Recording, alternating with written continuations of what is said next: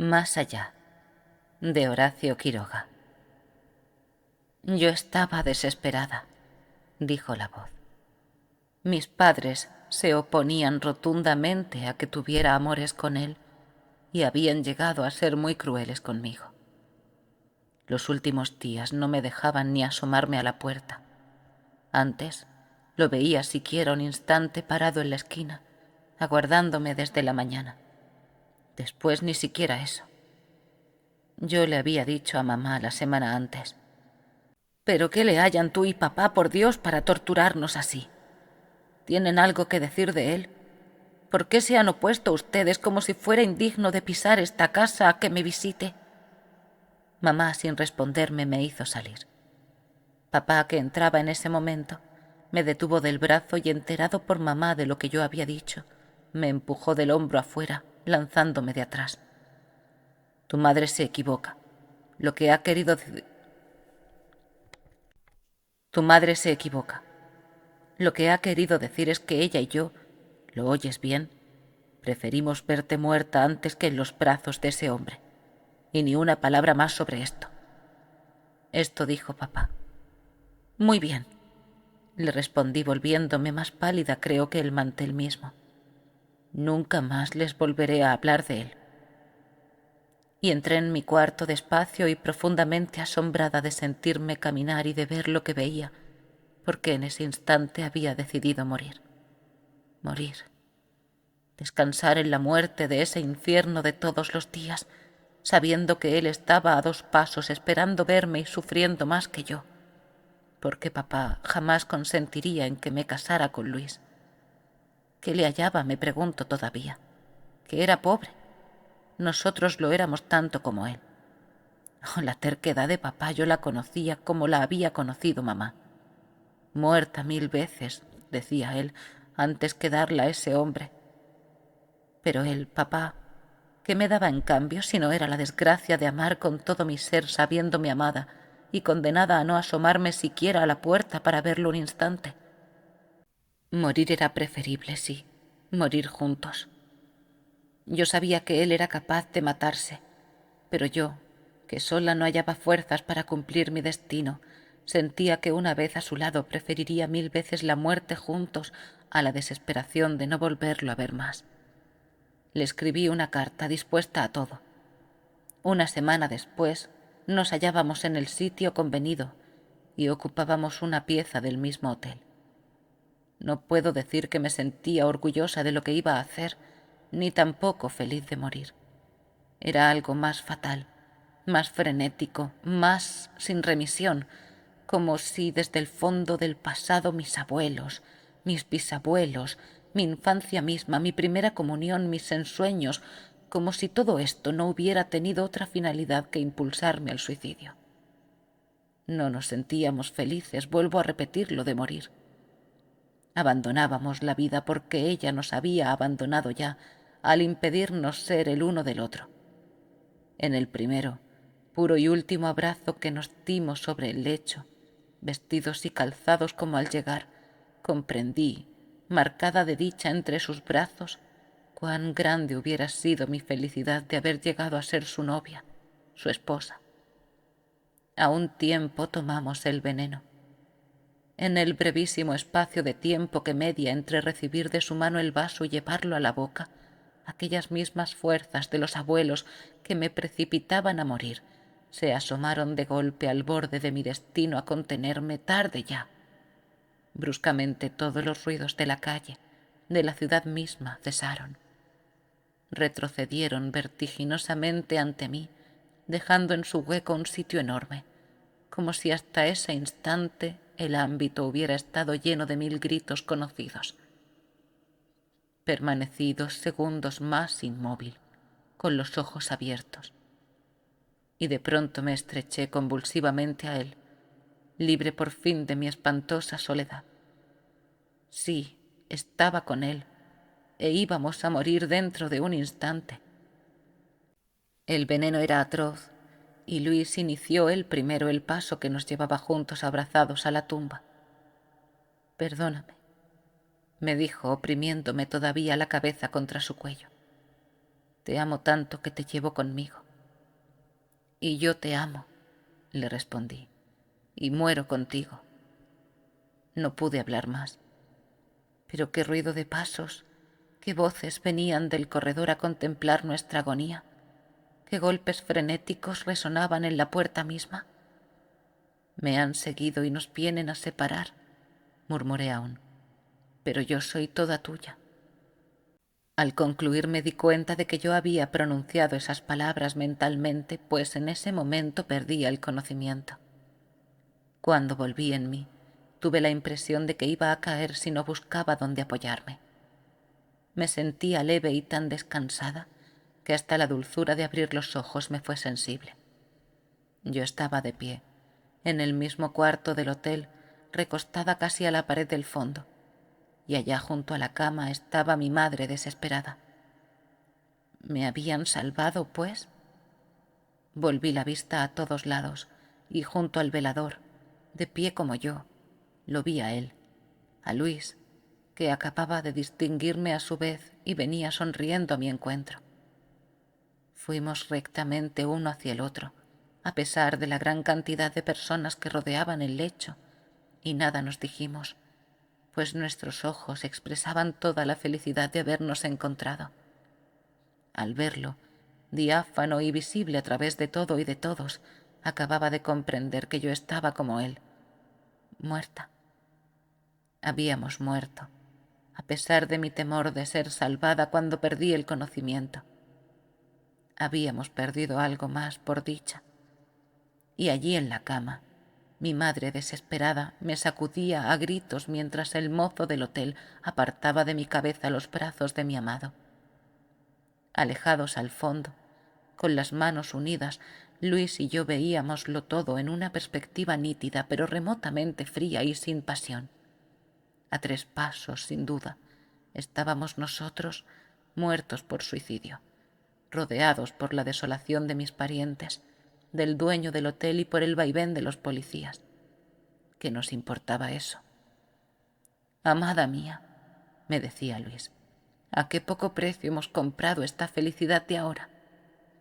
Y yo, le respondí, te amaré siempre como te amé antes, y no nos separaremos más, ¿verdad? Oh, no, ya lo hemos probado. E irás todas las noches a visitarme. Mientras cambiábamos así nuestras promesas, oíamos los alaridos de mamá que debían ser violentos, pero que nos llegaban con una sonoridad inerte y sin eco, como si no pudieran traspasar en más de 1 metro el ambiente que rodeaba a mamá. Volvimos de nuevo la vista a la agitación de la pieza. Llevaban por fin nuestros cadáveres y debía de haber transcurrido un largo tiempo desde nuestra muerte, pues pudimos notar que tanto Luis como yo teníamos ya las articulaciones muy duras y los dedos muy rígidos. Nuestros cadáveres. ¿Dónde pasaba eso? En verdad había habido algo de nuestra vida, nuestra ternura en aquellos 2 pesadísimos cuerpos que bajaban por las escaleras, amenazando hacer rodar a todos con ellos. Muertos. ¡Qué absurdo! Lo que había vivido en nosotros, más fuerte que la vida misma, continuaba viviendo con todas las esperanzas de un eterno amor. Antes no había podido asomarme siquiera a la puerta para verlo.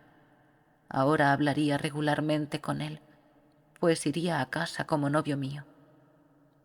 ¿Desde cuándo irás a visitarme?, le pregunté.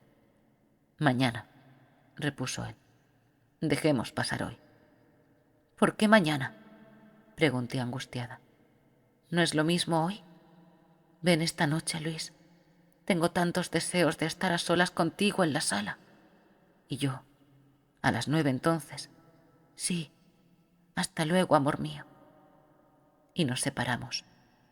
Volví a casa lentamente, feliz y desahogada como si regresara de la primera cita de amor que se repetiría esa noche. A las 9 en punto, corría a la puerta de calle y recibí yo misma a mi novio. Él, en casa de visita. «Sabes que la sala está llena de gente», le dije, «pero no nos incomodarán». «Claro que no.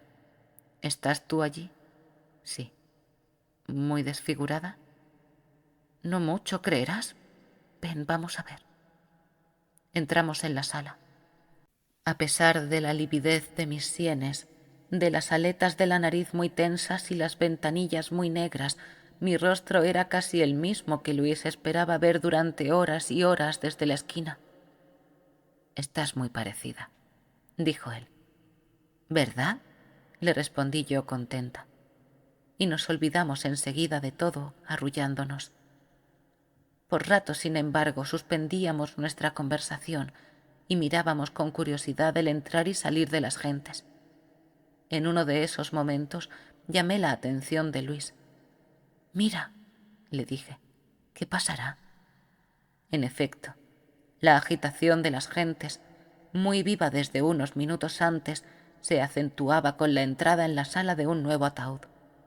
Nuevas personas no vistas aún allí lo acompañaban. «Soy yo», dijo Luis con ligera sorpresa. «Vienen también mis hermanas». «Mira, Luis», observé yo. «Ponen nuestros cadáveres en el mismo cajón, como estábamos al morir». «Como debíamos estar siempre», agregó él. Y fijando los ojos por largo rato en el rostro excavado de dolor de sus hermanas. «Pobres chicas», murmuró con grave ternura. Yo me estreché a él, ganada a mi vez por el homenaje tardío pero sangriento de expiación que, venciendo quién sabe qué dificultades, nos hacían mis padres enterrándonos juntos. Enterrándonos. ¡Qué locura! Los amantes que se han suicidado sobre una cama de hotel, puros de cuerpo y alma, viven siempre. Nada nos ligaba a aquellos dos fríos y duros cuerpos, ya sin nombre, en que la vida se había roto de dolor.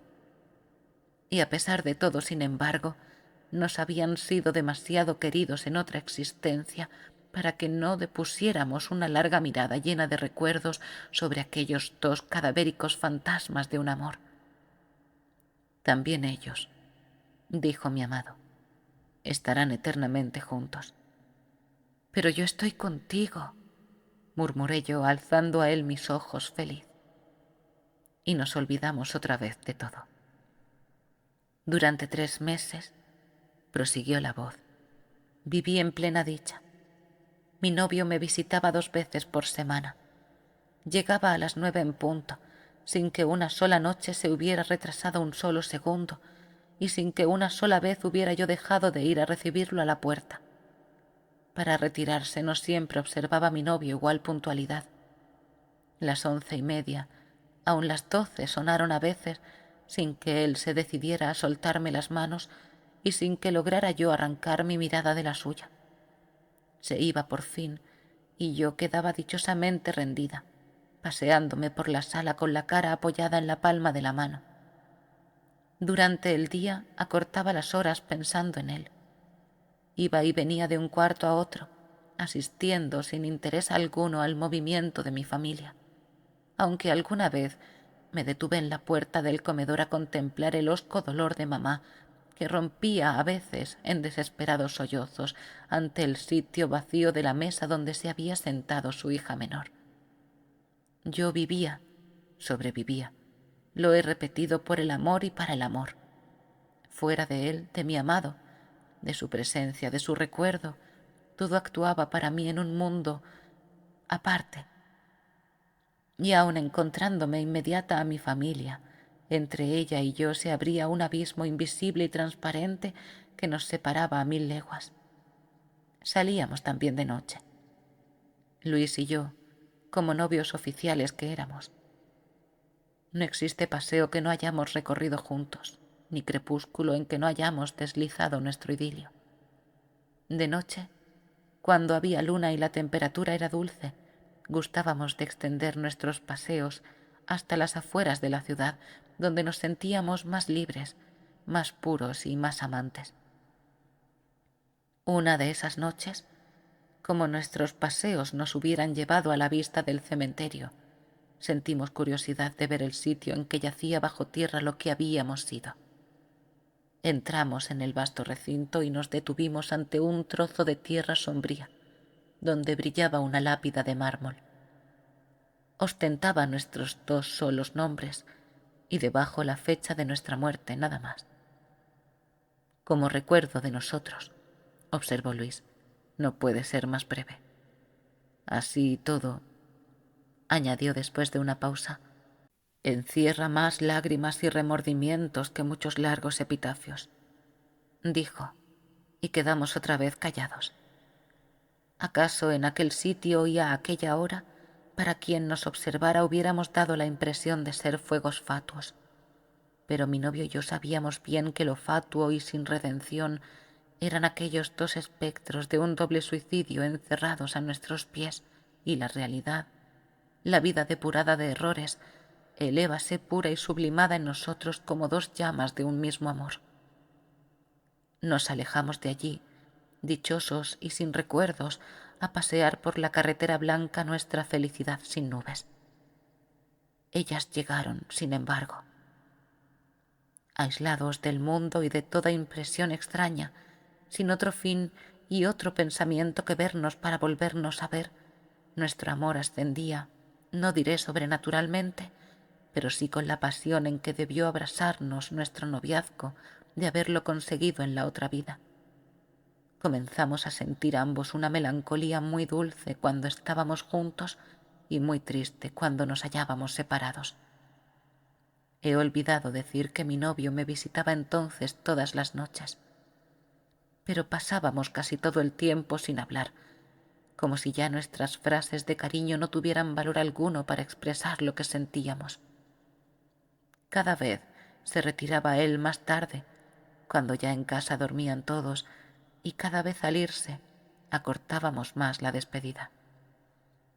Salíamos y retornábamos mudos, porque yo sabía bien que lo que él pudiera decirme no respondía a su pensamiento, y él estaba seguro de que yo le contestaría cualquier cosa para evitar mirarlo.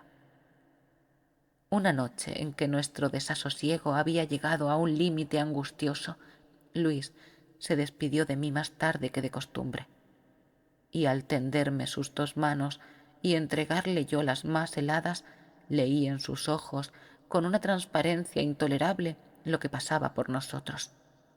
Me puse pálida como la muerte misma, y como sus manos no soltaron las mías. «Luis», murmuré espantada, sintiendo que mi vida incorpórea buscaba desesperadamente apoyo como en otra circunstancia. Él comprendió lo horrible de nuestra situación, porque soltándome las manos, con un valor de que ahora me doy cuenta, sus ojos recobraron la clara ternura de otras veces. «Hasta mañana, amada mía», me dijo sonriendo. «Hasta mañana, amor», murmuré yo, palideciendo todavía más al decir esto. Porque en ese instante acababa de comprender que no podría pronunciar esta palabra nunca más. Luis volvió a la noche siguiente. Salimos juntos, hablamos como nunca antes lo habíamos hecho y como lo hicimos en las noches subsiguientes. Todo en vano, no podíamos mirarnos ya. Nos despedíamos brevemente, sin darnos la mano, alejados a 1 metro uno del otro. Preferible era. La última noche, mi novio cayó de pronto ante mí y apoyó su cabeza en mis rodillas. «Mi amor», murmuró. «Cállate», dije yo. «Amor mío», recomenzó él. «Luis, cállate», lancé yo aterrada. «Si repites eso otra vez». Su cabeza se alzó y nuestros ojos de espectros, es horrible decir esto, se encontraron por primera vez desde hacía muchos días atrás. «¿Qué?», preguntó Luis. «¿Qué pasa si repito?» «Tú lo sabes bien», respondí yo. «Dímelo». «Lo sabes, me muero». Durante 15 segundos nuestras miradas quedaron ligadas con tremenda fijeza. En ese tiempo pasaron por ellas corriendo como por el hilo del destino infinitas historias de amor, truncas, reanudadas, rotas, redivivas, vencidas y hundidas finalmente en el pavor de lo imposible. Me muero, torné a murmurar, respondiendo con ello a su mirada. Él lo comprendió también, pues hundiendo de nuevo la frente en mis rodillas, alzó la voz al largo rato. No nos queda sino una cosa que hacer, dijo. Eso pienso, repuse yo. ¿Me comprendes?, insistió Luis. Sí, te comprendo, contesté, deponiendo sobre su cabeza mis manos para que me dejara incorporarme. Y sin volvernos a mirar, nos encaminamos al cementerio. Oh, no se juega al amor, a los novios, cuando se quemó en un suicidio la boca que podía besar. No se juega a la vida, a la pasión sollozante, cuando desde el fondo de un ataúd dos espectros sustanciales nos piden cuenta de nuestro remedo y nuestra falsedad.